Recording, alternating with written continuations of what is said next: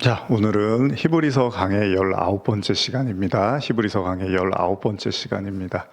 자, 함께 말씀, 우리 지난 시간에 나누었던 우리 9장 말씀 오늘 이제 마무리하려고 하는데, 지난 시간에 조금 제가 나누지 못했던 내용들 좀 연결해서 나누면서 9장의 또 마지막 내용까지 함께 나누려고 합니다. 우리 먼저 히브리서 9장 12절 말씀 한번 더 지난주에 우리 나눴던 말씀 한 번 더 찾아서 읽어보겠습니다. 히브리서 9장 12절 말씀입니다. 시작.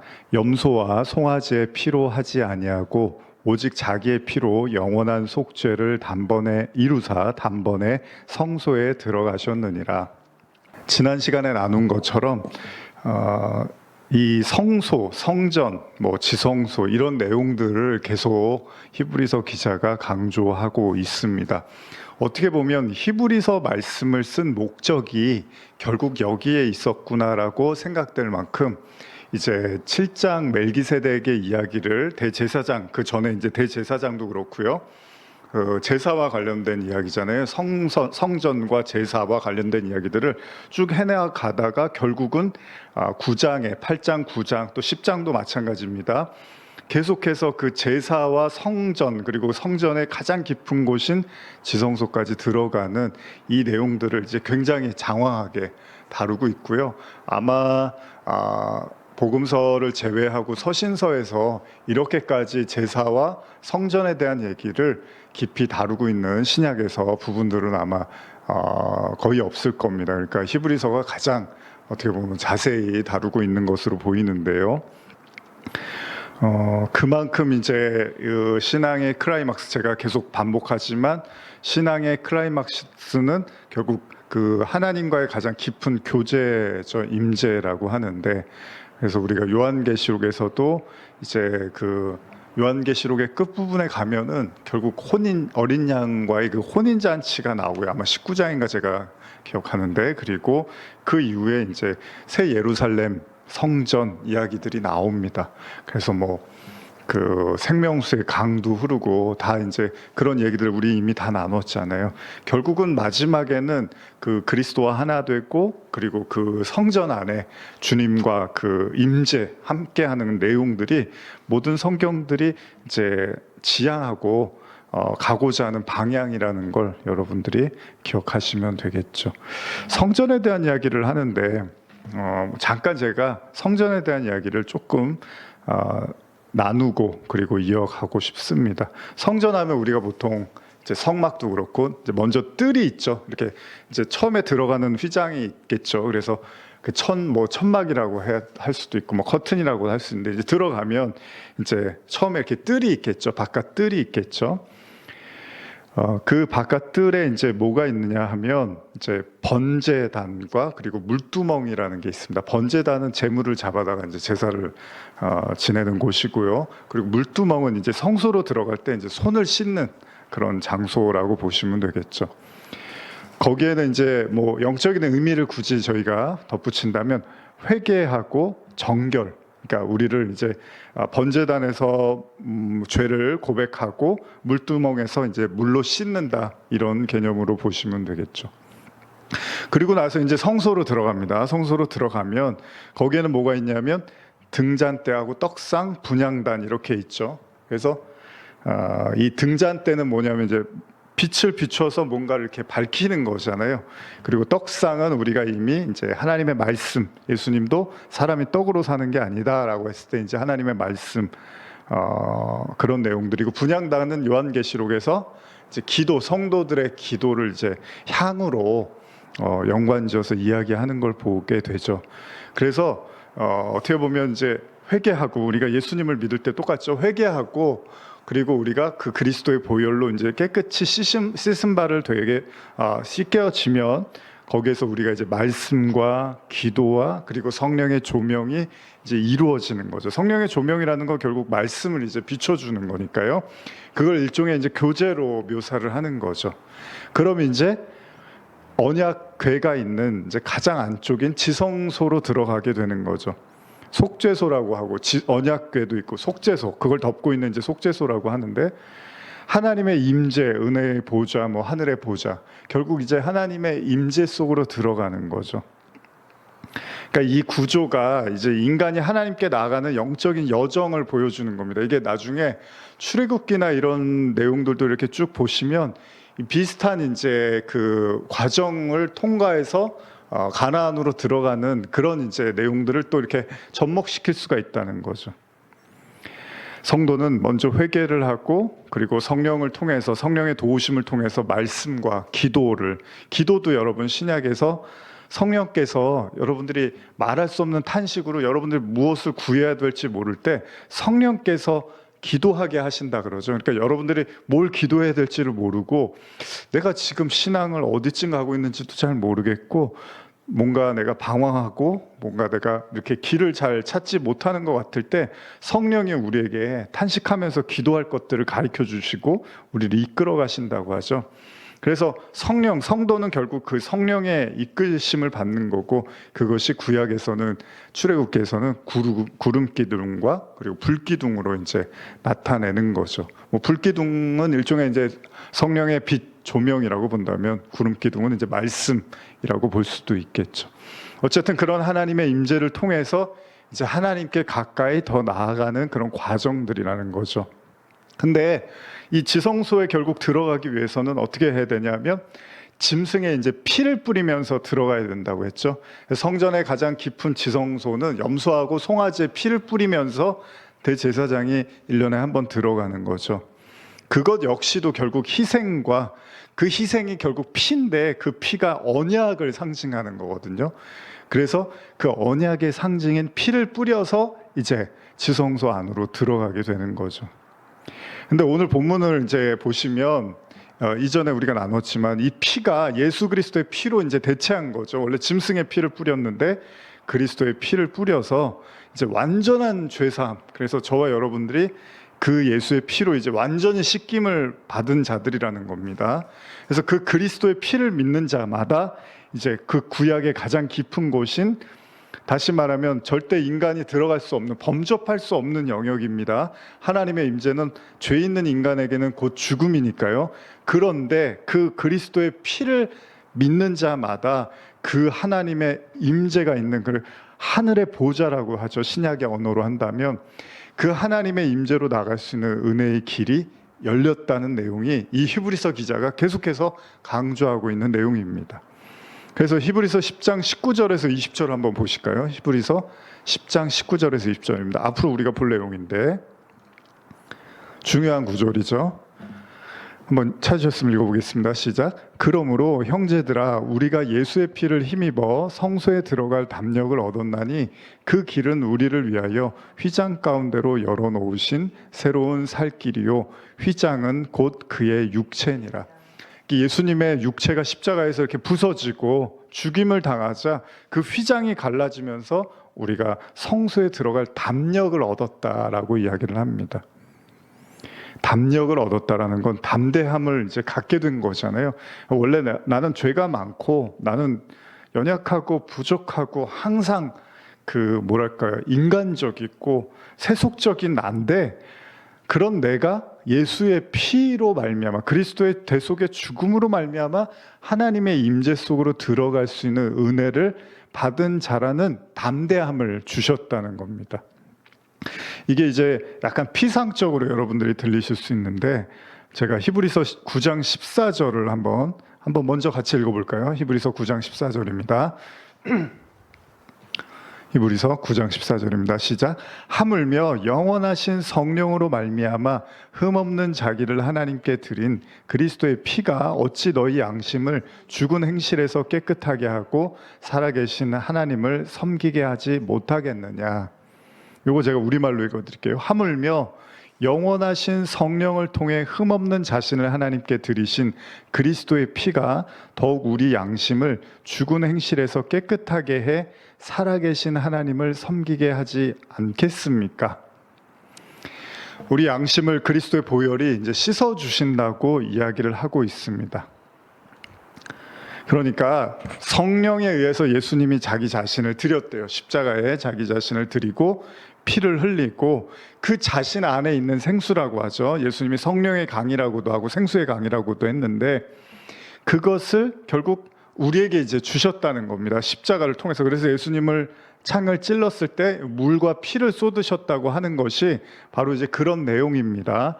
그걸 우리가 이제 피상적으로 받아들일 수 있는데 제가 지난주에도 말씀드렸지만 그게 이제 여러분들과 저희 안에 그리스도를 믿는 자들의 내면에 부어주시는 성령이라고 이제 의미한다고 볼 수 있다는 겁니다. 그러니까 피상적이게 뭐 예수의 피 이러면 그게 그래 믿지 예수님이 나를 구원하셨고 이제 이렇게 좀 막연하게 들릴 수 있는데 실질적이고 구체적으로 표현한다면 그게 여러분들 안에 흐르고 있는 성령이라는 겁니다. 그 성령이 하나님께 나아가는 데 있어서 자격과 권한을 준다는 거예요. 원래 그럴 수 없는 우리인데 성령께서 우리에게 그렇게 나아갈 수 있는 담대한 은혜를 주신다는 겁니다. 그래서 요한복음 7장 37절 이하에 보시면 제가 읽어드릴게요. 예전에도 우리가 읽었는데 명절 끝날 곧 큰 날에 예수께서 서서 외쳐 이르시되 누구든지 목마르려거든 내게로 와서 마시라. 자, 사람이 목이 마르면 물을 마셔야 되잖아요. 근데 여기서 말하는 목마름이라는 게 그런 목마름이 아니잖아요. 그러니까 영적인 갈급함이라는 거잖아요. 영적인 갈급함, 그러니까 단순히 육신적인 목이 마른 게 아니라 영혼의 갈급함, 뭔가 텅 비어 있고 공허하고 무언가 해답을 얻지 못하고 진리가 무엇인지를 방황하는 그런 인간이 갖고 있는 뭐 예전에 우리 표현으로 하면 이 마음의 구멍이라고 하죠. 이 구멍은 모든 인간이 가지고 있는데 하나님밖에는 이 구멍을 메꿔줄 수 없다고 하는 이제 그런 이야기도 우리 알고 있잖아요. 그런 어떤 공허함과 뻥 뚫린 인간의 마음을 이야기하는데 예수님이 그러는 거예요. 누구든지 목이 마르면 나한테 와서 마시라는 거예요. 뭘 마십니까? 예수님이 사람들을 왔을 때 물론 오병이어처럼 먹을 거를 주신 적은 있지만 무슨 뭘 마실 걸 준 건 아니잖아요. 오병이 이어에다가 뭐 음료수까지 주신 적은 없잖아요. 그런데 예수님께 마시라는 표현을 자꾸 쓰는 거예요. 그러면서 뭐라고 하냐면 38절에 나를 믿는 자는 성경의 이름같이 그 배에서 생수의 강이 흘러나오리라 하시니 이는 그를 믿는 자들이 받을 성령을 가리켜 말씀하신 것이라. 예수께서 아직 영광을 받지 않으셨으므로 성령이 아직 그들에게 계시지 아니하시더라.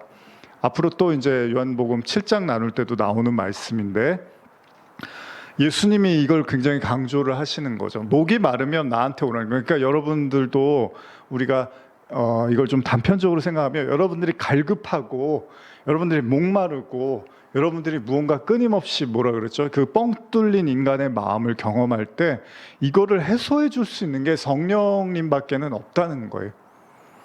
그래서 목마르면 나한테 오라고 이야기하죠. 이게 요한계시록에서도 이야기를 하거든요. 마지막에도 요한계시록이 성령과 신부가 누구든지 목마르면 와서 마셔라, 값없이 마셔라 이런 얘기가 이사야서나 계시록에도 나타나고 있는데 저나 여러분들이 이렇게 기억해야 될 것은 우리의 이 인간의 갈급함을 해소해 줄 수 있는 그 본질적인 어떤 것들이 이 세상에는 존재하지 않다는 거죠. 그래서 전도서 말씀을 보면 헛되고 헛되다 5번이나 이제 전도서 기자가 그렇게 말을 하고 시작을 하잖아요. 그러니까 헛되다라는 건 뭐죠? 그러니까 여러분들이 음식을 먹었는데 예를 들면 빵집에 가면 요즘 이제 뭐 빵들이 많은데 그 중에 공갈빵 같은 거 있잖아요. 그럼 이제 안에 뭐 아무것도 안 들었는데 이렇게 빵이 크잖아요. 그럼 사람이 저도 그렇고 커 보이니까 뭔가 이렇게 저렴하고 커 보이니까 이렇게 사지만 실제로 먹으면은 아무것도 없습니다. 그냥 아이스크림을 먹는데 마치 내용은 없고 그냥 과자만 먹는 느낌이잖아요. 물론 뭐 그것도 배부르긴 하지만 요즘은 내용이 없고 아무 어떻게 보면 이제 그 영양가가 없는 거잖아요. 근데 그거를 전도서 기자가 그러는 거예요. 야, 이 세상에는 인간의 그 어떤 그 뭐라 그러죠? 그 인간의 구원과 그 영혼과 이런 것들을 채워주고 이런 것들을 메꿔줄 수 있는 게 이 해 아래는 아무것도 없다라고 이야기를 하는 거죠. 그러면서 이제 하나님밖에는 그 우리를 갈급함을 채워줄 수 없다고 얘기하는데 예수님이 그래서 그런 얘기를 하는 거예요.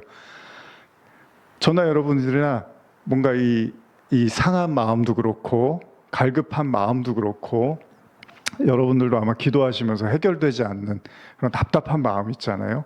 마치 뭐 아브라함이 오랜 시간을 막 기다리고 기다려도 하나님의 응답해주지 않는 것 같은 그런 어떤 마음들이 있잖아요.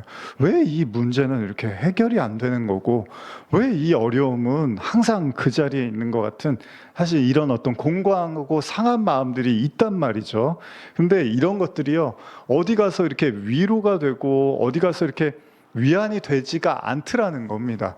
결국은 여러분과 저도 그렇고 하나님과의 그 친밀한 그 기도의 그 자리, 그 씨름하는 그 자리에서 결국은 내가 하나님을 더 깊이 만나고 느끼고 그 뜻을 헤아리고 깨달을 때 이 마음들이 조금씩 조금씩 이렇게 풀어져 나간다는 겁니다. 그러니까 예수님이 괜히 하시는 말씀이 아니라는 겁니다.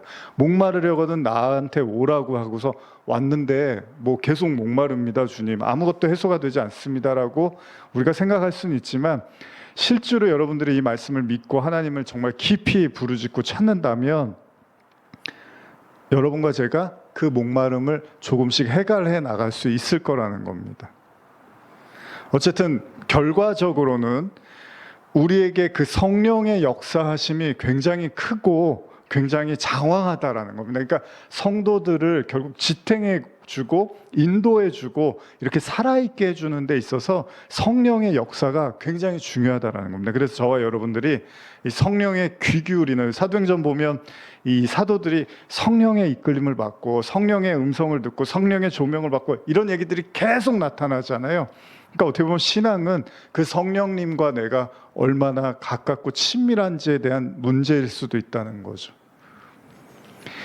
어쨌든 예수님이 십자가 사건을 통해서 이를 믿음으로 말미암아 이제 성령을 주신다는 거예요. 그러니까 여러분들이 그리스도의 십자가, 힘들 때 우리 그리스도의 십자가를 바라보잖아요. 근데 그 십자가를 바라볼 때, 아 그래, 저분이 나를 위해서 대속하셨고 이 죄 많은 나를 구원하셨구나라고 고백해 나갈 때 성령께서 우리 안에서 조금씩 조금씩 더 역사하고 우리의 그 자아를 꺾고 성령의 이끌림을 받을 수 있다는 겁니다. 그 모든 것이 그리스도의 피로 지금 설명을 한다는 겁니다. 요한일서 5장 5절에서 8절, 지난주에 제가 이걸 못 읽어드려서 모르시는 건 아닌데 한 번 더 확인하기 위해서, 확실히 하기 위해서 요한일서 5장 5절에서 8절 한번 읽어볼까요? 요한일서 5장 5절에서 8절입니다. 자, 한번 같이 찾으셨으면 읽겠습니다. 요한일서 5장 5절에서 8절입니다. 시작. 예수께서 하나님의 아들이심을 믿는 자가 아니면 세상을 이기는 자가 누구냐? 이는 물과 피로 임하신 이시니 곧 예수 그리스도시라. 물로만 아니요 물과 피로 임하셨고 증언하는 이는 성령이시니 성령은 진리니라. 증언하는 이가 셋이니 성령과 물과 피라. 또한 이 셋은 합하여 하나이니라. 자, 여러분 이제 이 말씀이 좀 이해가 가시나요? 왜 물과 피, 성령 이야기하면서 요한이 이게 하나입니다. 우리 지난주하고 지지난주, 오늘 이렇게 말씀 쭉 들어보시면 이제 이 말씀들이 그래서 이렇게 이야기를 하는구나라고 이렇게 좀 와닿으시면 좋을 겁니다. 어떠십니까? 네, 왜 자꾸 제가 강조하냐면 사람들이 예수의 피 이런다고요. 그래서 뭐 피가 나를 구원하셨어라고 하는데 뭐 이런 겁니다. 니고데모한테 뭐 물과 성령으로 거듭나 그러면은 되게 뭐가 모호하잖아요. 물과 성령으로 거듭나라 그러면. 그런 것처럼 예수의 피가 성소에 들어갈 담력을 주셨대. 굉장히 중요한 거잖아요, 여러분. 여러분들이 새 예루살렘, 만약에 나중에 그 영원한 천국에서 새 예루살렘에 그 하나님의 임재 속으로 가려면 그 피가 있어야 된다는 얘기잖아요.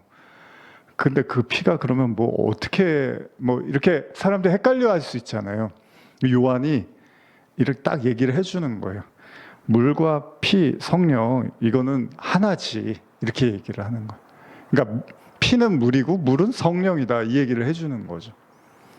그러니까 예수님이 니고데모한테 물과 성령으로 거듭나 그랬잖아요.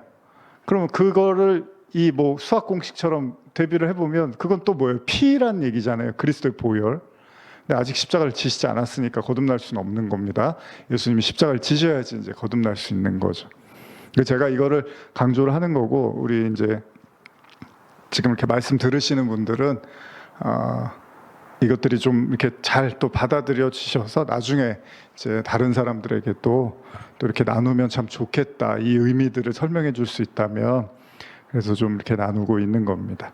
결국은 여러분, 성도는 뭐냐? 성도는 여러분들 안에 내주하시는 성령님을 통해서 그 구약의 지성소를 향해서, 그 눈에 보이지 않지만 그 하늘의 보좌를 향해서 나갈 수 있는 자격이 주어졌다는 거예요. 그러니까 이제 구약의 성전은 없으니까 여러분들이 지성소 들어갈 일은 없잖아요. 뭐 저기 예루살렘에 무슨 성전이 아직 있으면 여러분들이 예수의 피로 힘입어서 들어가면 되는데 없어졌어요. 그럼 어디로 들어가야 되는 거예요? 하늘의 보좌. 그래서 그 하늘의 보좌를 모형으로 이제 얘기를 한 거잖아요. 구약의 성전은 모형이다. 하늘에 있는 보좌로 이제 들어갈 수 있는 여러분들에게 은혜가 주어졌는데, 그게 뭐냐 하면 여러분들 안에 성령이 그걸 가능케 한다는 거예요. 조금 더 제가 구체적으로 설명드리면, 여러분 성령님이 누구죠? 하나님이잖아요. 그러니까 이미 하나님이 깊이 여러분들 안에 들어와 있는 거네요. 그럼 그게 보좌고 그게 일종의 지성소가 되는 거고, 그래서 여러분들을 성전이라고도 얘기를 하는 거거든요. 그래서 그 나중에 뭔가 영원한 그 천국에서 새 예루살렘에서 그 성전의 개념을 꼭 생각하지 않더라도 지금 우리 안에 이미 하나님이 성령님이니까, 하나님이시니까 우리 안에 계시다는 것 자체가 이미 여러분들에게 그 하늘의 보좌가 임했고 여러분들이 성전이 됐다고 하는 거고, 그래서 예수님이 회개하라 천국이 가까웠다는 게 이미 예수님 안에도 하나님이 계셨다 그러잖아요. 내 안에 아버지가 계시다 이러잖아요. 그 자신의 하나님의 나라이기도 한 거죠. 근데 우리 안에도 이제 그 하나님으로 말미암아 여러분들이 하나님의 나라가 된 거예요. 그래서 제가 강조했죠. 베드로서에서 뭐랍니까? 너희는 택한 족속이요, 왕 같은 제사장이요, 거룩한 뭐라고요? 거룩한?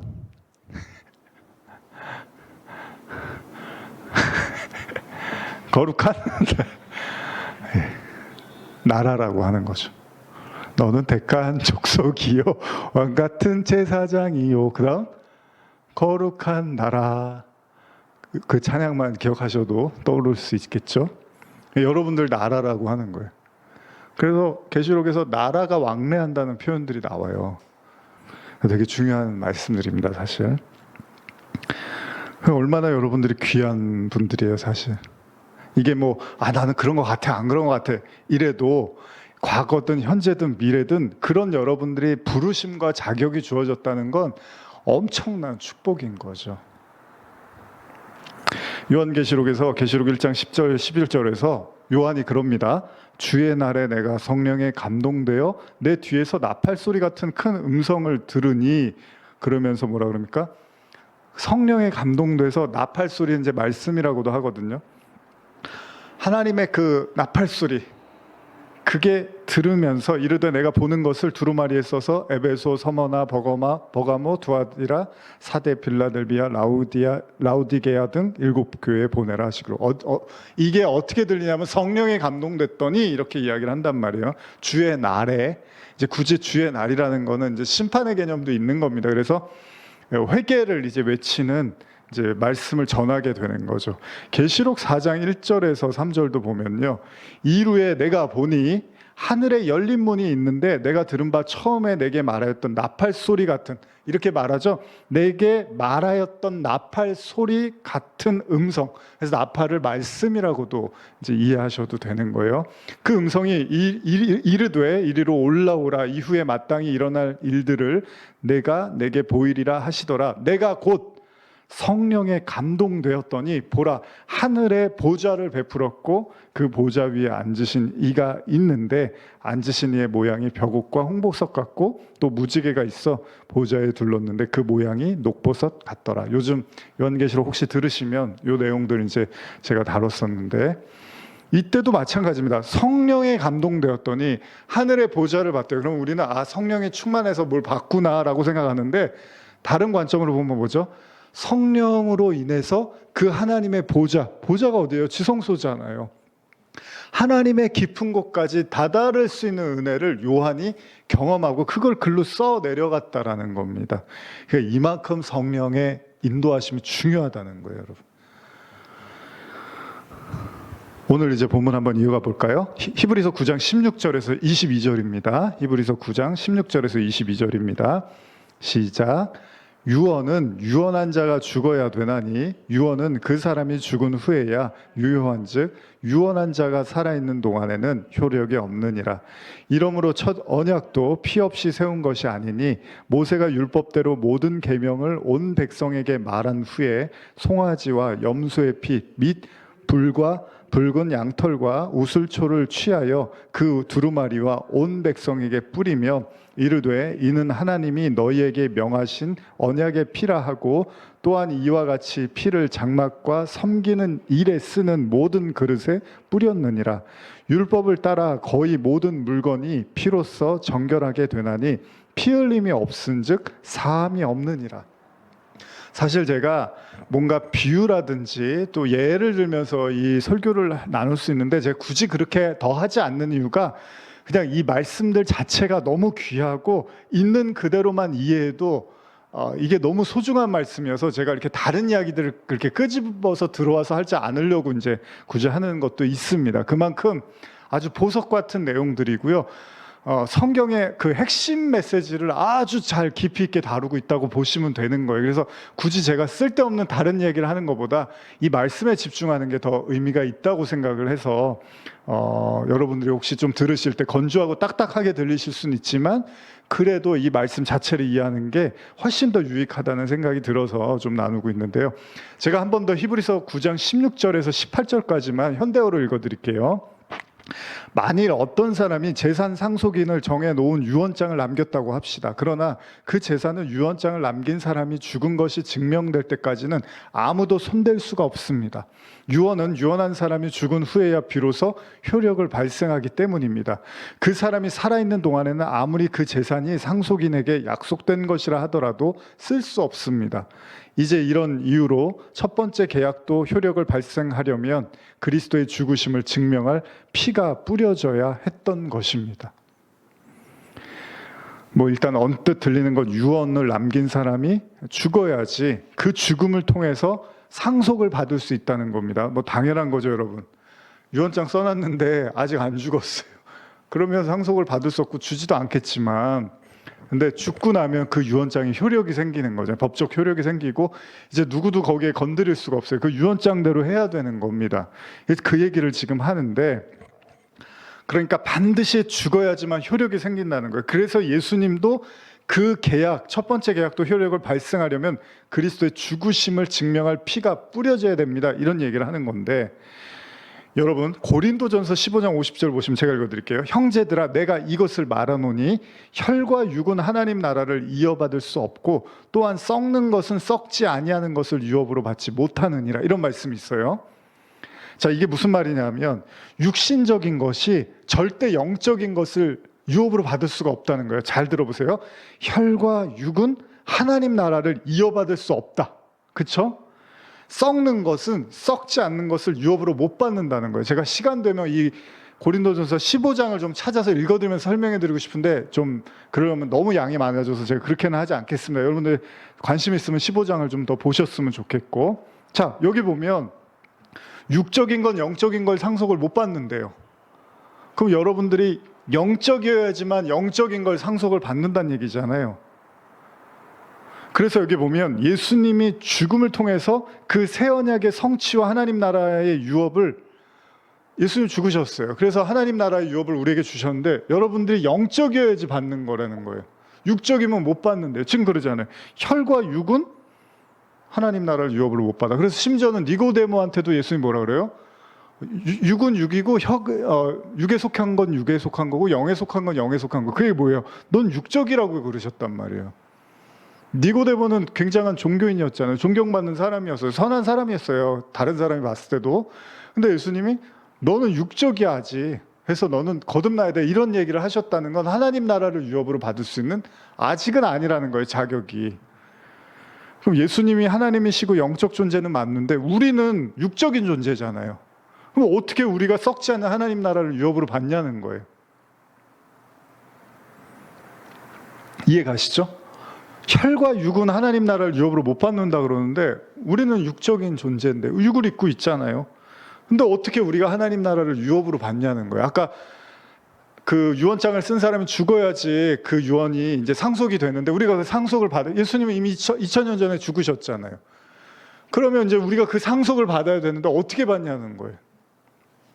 바로 이 지점에서 제가 그래서 이 부분을 다루고 싶은데 피상적으로 예수의 십자가에서 흘린 피가 나를 구원했다고 단순하게 믿는 그리고 말하는 근데 그것도 물론 틀린 얘기는 아니지만 더 좀 깊이 있게 나누면 여러분 우리가 육적인 사람에서 영적인 사람이 되려면 어떻게 됐죠? 예수님은 십자가에서 피 흘려서 죽으셨어요. 맞아요. 그건 하나님이시니까. 그래서 영원한 하나님 나라를 우리에게 유업으로 주시겠대요. 근데 우리가 육적인 존재잖아요. 어떻게 우리가 그걸 유업으로 받냐는 거예요. 그래서 예수님이 그러시는 거예요. 십자가는 내가 지지만 너희도 져야 된다라고 말씀을 하신 거죠. 여러분과 저도 같이 그 십자가에서 못 박혀서 죽을 때 그때 그 피가 나를 구원하는 그 생명의 그 영원한 구원의 보혈이 될 수 있는 겁니다. 다시 말하면 유언한 자가 죽어야 되지만 그 유언이 실효를 발하려면 여러분과 제가 상속자가 되기 위해서는 우리 역시도 그리스도와 합하여 십자가에 못 박히는 경험을 해야 된다는 겁니다. 예수 믿으면 다 구원받는다고 하지만 우리가 뭐 많이 나누지만 그럼 교회 다니면 다 구원받는다고 또 그렇게 믿지는 않잖아요. 교회만 다니면 무조건 구원받습니다. 이러지는 않잖아요. 마찬가지예요. 예수 십자가 믿어요. 다 그렇게 말을 하죠. 안 믿는 사람이 어디 있습니까? 교회 다니는 사람 다 믿는다고 하죠. 그러나 그 믿음이라는 게 그리스도의 피가 나를 살리는 생명의 피가 되려면 어떻게 해야 되는 거예요? 처절한 죄인이라는 걸 내가 깨닫고 회개를 해야 되는 거잖아요. 여러분 회개 안 하고도 예수님 나 구원하셨어요. 십자가에서 피 흘렸어요. 저도 중학교 때 그런 고백했어요. 뭐 초등학교 애들도 하고 근데 그게 진짜 회개하고 진짜 십자가의 대속의 의미를 알아서 하는 게 아니란 말이죠. 그냥 교리적으로 가르치면 다 그렇게 말을 한단 말이에요. 근데 진짜 복음은 뭐냐 하면 십자가는 뭐냐 하면 그게 아니라는 그거 아니면 뭐하러 히브리서를 이렇게 장황하게 씁니까? 히브리서 기자가 이미 히브리인 성도들도 그 정도는 다 믿음을 갖고 있었을 텐데 근데 그 차원이 아니라 지성소 얘기하고 성전 얘기하면서 이게 우리의 신앙과 우리의 영혼의 체화가 돼야 된다는 얘기를 하는 거잖아요. 그럴 때 진짜 그게 살아있는 신앙이라는 얘기를 하고 싶은 거죠. 마찬가지입니다.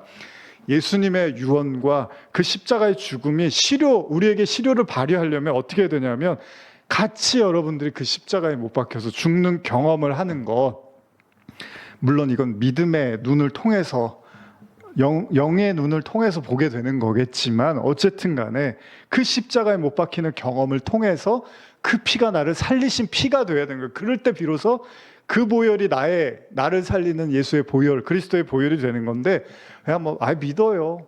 알죠. 이렇게 해서 그걸로 구원받는 게 아니에요. 그러면은 제가 계속 강조했잖아요. 마지막 때 주의 이름으로 귀신 쫓고 주의 이름으로 이 사람들은 무조건 구원받아야 되는 사람인데 아니라 그러잖아요. 예수님이. 그 얘기는 뭐예요? 내용이 없다라는 거잖아요. 너희는 굉장히 열심히 뭘 했는데 내용을 모르고 있구나. 십자가, 구원, 진짜 진리 이거는 모르고 그냥 바쁘게 다니는 거예요. 바쁘게 하나님이라는 거예요. 그게 아니라고 하는 거예요. 예수님. 그게 심판으로 오는 거잖아요. 갈라디아서 3장 26절에서 3장 29절 한번 읽어볼까요? 갈라디아서 3장 26절에서 3장 29절입니다. 자, 갈라디아서 3장 26절에서 3장 29절입니다. 시작. 너희가 다 믿음으로 말미암아 그리스도 예수 안에서 하나님의 아들이 되었으니 누구든지 그리스도와 합하기 위해서 세례를 받은 자든 그리스도로 옷 입었느니라. 너희는 유대인이나 헬라인이나 종이나 자유인이나 남자나 여자나 다 그리스도 예수 안에서 하나이니라. 너희가 그리스도의 것이면 곧 아브라함의 자손이요 약속대로 유업을 이을 자니라. 이 유업을 이을 자가 어떤 사람이라고요? 아브라함의 자손인데 이 사람이 어떤 사람이요? 유대인이나 헬라인이나 종이나 자유인이나 괜찮아요. 다 하나예요. 그런데 어떤 사람? 그리스도와 합하기 위해서 세례를 받은 사람. 그리스도와 합하여 세례를 받았다. 함께 죽고 함께 살아난 사람. 그들이 바로 아브라함의 자손이요 약속대로 유업을 이을 자라는 거예요. 그러니까 이거를 이제 회개로 설명하면 진정한 회개가 되겠죠. 이 과정들이 결국은 그리스도와 함께 십자가에 못 박힌다는 거, 그 못 박힘을 통해서 피를 흘리겠죠. 물론 예수가 흘리는 피입니다. 그러나 우리가 함께 못 박힌다는 건 결코 우리도, 그러면 제자들이 자기 십자가 지면서 편하지는 않았잖아요. 자기를 부인하고 자기 십자가 지는 게 피 흘림의 고통이 있잖아요. 그래서 히브리서에서 뭐라 그럽니까? 너희가 죄와 싸우기는 하는데 아직 피 흘리기까지 싸우지 않는구나, 이런 표현을 쓴단 말이에요. 그러니까 처절하고 절박한 심정으로 자기 부인의 그 십자가를 지어 나갈 때 피 흘리는 고통과 같은, 진짜 피를 흘리진 않잖아요, 우리가. 그러나 그에 상응하는 그 마음의 어떤 그 자기 부인의 어떻게 보면 피 흘림의 그 싸움이 있잖아요. 그러나 그 피가 우리의 피가 아니라 그리스도의 피로 말미암아 우리가 대속을 받았다는, 왜냐하면 우리 피는 필요가 없습니다, 여러분. 그리스도의 성소, 지성소로 나갔는데 인간의 피는 아무 쓸모가 없습니다. 오직 대속의 피만 가능한 거예요. 그 얘기는 뭐냐면, 그렇게 내가 죄와 처절하게 싸워가고 내 자신의 자아와 싸워갈 때 무지 고통스럽기도 하잖아요, 때로는. 그러나 이게 내 힘으로는 이게 안 되는 거였구나, 이길 수도 없고 내 힘으로 나 자신을 어떻게 할 수 있는 게 아니구나 하는 걸 깨달아갈 때 그리스도의 보혈의 능력이 나를 덮어주는 거잖아요. 이걸 경험하는 거예요. 그럴 때 이거는 하나님의 용서, 하나님의 사랑, 하나님의 이끄심, 하나님의 이해하심, 하나님의 품어주심이 아니면 내 자신이 어떻게 할 수 있는 게 아니구나라는 걸 처절하게 몸부림치며 배워나갈 때 진정으로 우리가 그리스도와 함께 죽고 살아나는 그 연합의 과정을 경험하게 된다는 겁니다.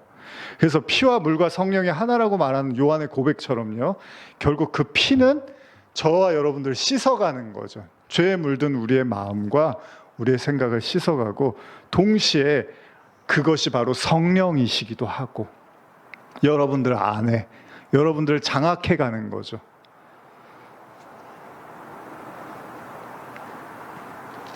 그래서 여러분들이 성령의 장악을 당하면 당할수록 사실 여러분들의 마음이 편해지는 게 맞습니다. 이게 언제 인간의 마음이 고통스럽냐면, 신앙인들의 마음의 고통이 어디서 오냐면, 이게 첨예하게 대립하고 있을 때 인간의 마음이 사실 좀 힘들어질 수밖에 없는 거죠. 이 하나님의 말씀에 검이 있고 또 내 생각이 너무나 확고하면 이게 이제 충돌을 빚을 수밖에 없잖아요.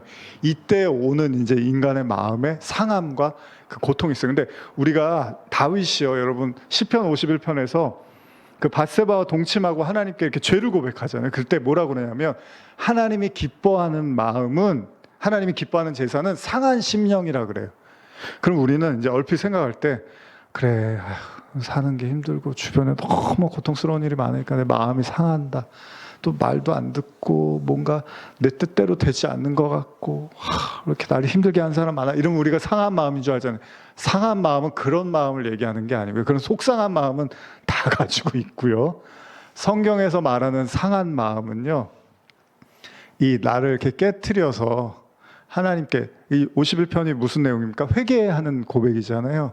그러니까 자기가 정말 큰 범죄를 한 걸 인정하고 하나님께 그걸 회개하는, 자기를 깨트리는 마음을 상한 마음이라고 하지, 밖에서 그냥 힘들게 사는, 그냥 너무 집안도 어렵고, 뭔가 되는 것 같지 않아, 이런 마음을 상한 마음이라고 하는 게 아니고요. 그런 거는 이제 영화관 가서 영화 보고 맛있는 거 이렇게 누가 사주고 대화하고 이러면 금방 기분 좋아질 수 있지만, 성경이 말하는 시편 51편의 상한 마음은, 이게 내가 잘못이 맞구나, 이거 내 고집이 맞구나, 내가 하나님 말씀 앞에서 내가 교만했던 게 맞구나라고 내 스스로 이렇게 깨트리는 마음 있죠. 그걸 상한 마음이라고 하는 겁니다. 그러면 하나님의, 그래서 다윗이 뭐랍니까? 주의 성령을 내게서 거두지 마소서, 이런 고백을 한단 말이에요. 그만큼 자기가 죄와 그 강팍함에 장악당했던 자기 자신을 보게 되니까 하나님의 영을 나에게 걷어가지 말아달라고 고백을 하게 되는 거죠. 무슨 말이냐면, 그걸 고통인 걸 안 거예요. 그 자아와 자기의 죄와 이런 걸로 견고해진 자기 자신을 보면서 이걸 깨고 하나님 영으로, 말씀으로, 사랑으로 내게 와주세요라고 고백을 하게 될 때, 그거를 상한 심령이고 그걸 제사라고 한다라는 겁니다. 그러면 그 제사를 통해서 성령이 여러분들을 장악하게 되는 거예요. 여러분들이 회개하고 인정하고 고백하는 만큼 성령께서 우리 마음을 장악할 때 그때 비로소 우리 안에 평강이 임하게 된다는 거죠. 물론 한 번에 단 한 번은 아니어도 조금씩 우리가 그걸 맛보고 경험하게 된다는 겁니다. 근데 예수님이 니고데모한테 아까도 얘기했지만 육으로 난 건 육이고 영으로 난 건 영이야 이렇게 하면서 거듭나라고 하는 것도 그거 가지고는 하나님 나라를 유업으로 받을 수는 없어. 결국 너는 물과 성령 그 맞닿음을 통해서 결국은 영적인 사람이 될 때 비로소 하나님의 나라를 유업으로 받을 수 있다라고 말씀하신 거고, 그걸 예수님이 아까 요한복음 7장에서 뭐라 그럽니까? 성령, 내 안에 흐르고 있는 그거 너희들이 나를 믿으면 그 성령을 줄 거야 라고 또 말씀을 하고 계시다는 겁니다. 그래서 목마르면 나한테 와라 라고 하는 게 단순한 그냥 인간이 그냥 겪는 어떤 고난과 어려움의 차원이 아니라 아까 제가 말한 다윗이 그 깨질 수밖에 없는, 자기를 인정할 수밖에 없는 엎드리는 마음으로, 상한 마음으로 주님 앞에 왔을 때 그때 비로소 주님의 성령, 생수가 부어진다라는 겁니다. 계시록 22장 1절 2절 한번 읽어볼까요? 이제 마무리를 좀 하겠습니다. 내용이 좀 더 있는데 다음 시간에 이어야 될 것 같습니다. 계시록 22장 1절에서 2절입니다. 시작. 또 그가 수정같이 맑은 생명수의 강을 내게 보이니 하나님과 및 어린 양의 보좌로부터 나와서 길 가운데로 흐르더라. 강 좌우에 생명나무가 있어 12가지 열매를 맺되 달마다 그 열매를 맺고 그 나무 잎사귀들은 만국을 치료하기 위하여 있더라. 자, 예전에 계시록 때도 나눴지만 다 중요한 말씀들이거든요. 수정과 같이 맑은 생명수의 강. 이제 이렇게 하면 아시겠죠? 생명수의 강이 뭐죠? 예수님이 뭐라 그랬죠? 내 배에 뭐가 흐른다고요? 아까 요한복음 7장에서 내 배에 뭐가 흐른다고요? 생수의 강이라 그랬죠. 그러니까 말만 좀 다르지 생수의 강이나 생명수의 강이나 같은 얘기잖아요. 살아있다는 생자잖아요. 생명이나 생수나 다른 게 아니에요. 근데 여러분들이 이거를요 수수께끼로 보잖아요. 그럼 수정같이 맑은 생명수가 흐르나 봐. 이제 이렇게 가는 거예요. 뭐 그럴 수도 있어요. 근데 뭐 또 유리바다 이런 거 나오잖아요. 유리바다 하면은 거기 들어가면은 큰일 나는 바다인 거잖아요. 그런 단순하게 그렇게 문자적으로만 볼 문제가 아니라는 거죠. 여러분들은 이제 이걸 보면 아는 거예요. 아, 생명수의 강을 내게 보이니 뭐라 그래요? 하나님과 및 어린 양의 어디서부터 나왔다고요? 보좌로부터 나와서 길 가운데로 흐르더라. 강 좌우에 생명나무가 있어 12가지 열매를 맺되 달마다 그 열매를 맺고 그 나무 잎사귀들은 만국을 치료하기 위하여 있더라. 여기 만국의 개념도 이제 하나님의 나라가 될 사람들, 성령의 강이 흐르고 거기에 뭐가 있대요? 생명나무가 있대요. 선악과는 이제 없어지고 생명나무만 남았대. 우리 다 나눈 얘기입니다. 요한계시록 할 때. 생명나무, 성령 지금 다 붙어 있네요. 그죠? 근데 그게 어디서 나왔다고? 보좌로부터 흘렀대요. 보좌는 어디예요? 하나님의 임재 성소네요. 성전이네요. 그래서 히브리서하고 다 이게 연결되는 내용이네요. 요한계시록이 뭔가 이렇게 수수께끼가 아니라는 거예요. 영적인 의미로 보면. 근데 열매를 맺어요. 12가지. 여기 12이 나오네요. 12를 뭐라 그랬어요? 완전수이기도 하지만 야곱의 12아들, 예수님의 12제자. 하나님의 자녀, 구원받은, 선택받은 백성들 얘기하는 거네요. 그래서 그 열매를 맺겠죠. 성령으로 말미암아. 하나님의 아들들이 되려면 어떻게 해요? 성령이 함께 하시면 하나님의 아들이라며요. 너희 안에 성령이 거하시면 하나님의 아들이라고. 성령의 인도하심을 받는 이들이 로마서의 8장에 기록되어 있죠. 그렇게 해서 열매를 맺고 나무 잎사귀들은 만국을 치료하기 위해서 있더라. 다 그런 얘기네요. 성령에 대한 이야기를 하고 있는 거네요. 제가 그래서 히브리서를 계속 여러분한테 강조해서, 이게 우리가 로마서도 배우고 뭐 요한계시록도 봤지만 히브리서는 아주 자세하게 여러분들이 잘 이해할 수 있는, 요한계시록은 얼마나 상징과 이런 걸로 어렵습니까? 근데 히브리서는 아주 자세하게 친절하게 너무 잘 설명해놔서 사실 제 마음으로는 그냥 현대 성경만 읽고 싶어요. 그냥 읽어드리고 그냥 끝내고 싶을 정도로 너무 잘해놨어요, 설명을. 근데 중요한 건 이걸 귀한 줄을 모르거나 별로 보지 않거나 봐도 그냥 이렇게 쉽게 넘기는 경우들이 많다는 거예요. 근데 여러분들이 이제 뭐 얼마 안 남았는데, 히브리서 이제 얼마 안 남았는데, 그런 어떤 자부심과 또 귀함을 여러분들이 느끼시면서 이게 바로 여러분들이 받을 은혜와 축복이라는 거예요. 이 지점에서 이제 마무리하면서 한 가지만, 여러분 정말 하나님하고 너무 가까워지고 싶으십니까?